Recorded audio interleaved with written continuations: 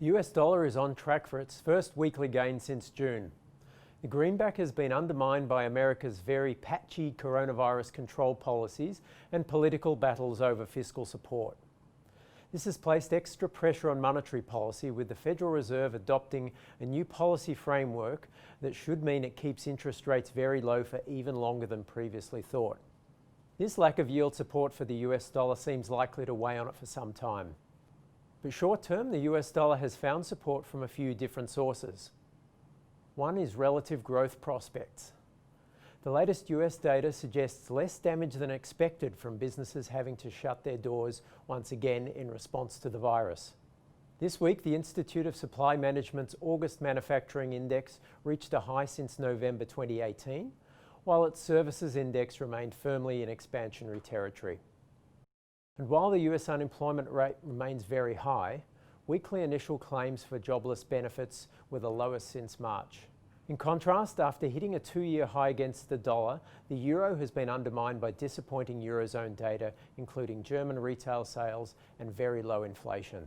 This softer European data and a strong euro has prompted several officials from the European Central Bank to express their concern over the currency. This will add to the focus on the ECB meeting next week, though of course its monetary policy is already very loose, including a negative 0.5% rate on deposits held at the ECB.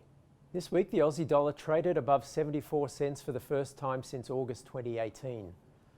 After its meeting on Tuesday, the RBA noted the Aussie's rally, but pointed out the strength of commodity prices as well as the US dollar's broad-based decline. However, while the RBA kept interest rates on hold at 0.25%, it expanded its facility, which provides cheap funding to banks on the condition that they increase lending to businesses. The RBA also said it would, quote, consider how further monetary measures could support the economy. So perhaps this will weigh on the Aussie in coming months. Australia's key economic data release was, of course, Q2 GDP. The 7% fall was close to expectations as consumer spending slumped, with a wide range of businesses closed due to the pandemic. The Australian economy is 6.3% smaller than a year ago, a much sharper fall than in previous recessions. However, it is not nearly as dramatic as in other nations such as the US, which is down about 9%, let alone the UK, which slumped around 22%. But the question remains, what sort of recovery can we achieve? As noted earlier, the US economy seems to be bouncing back sharply in Q3. But given Victoria's lockdown, the RBA expects Australia's GDP to be about flat in Q3, with growth only resuming in Q4.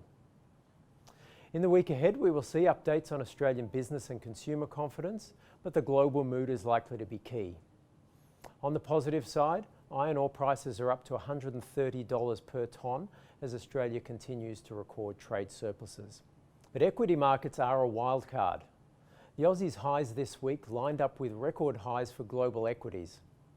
But the sell-off later in the week knocked the Aussie down about 1.5 cents to 72.50.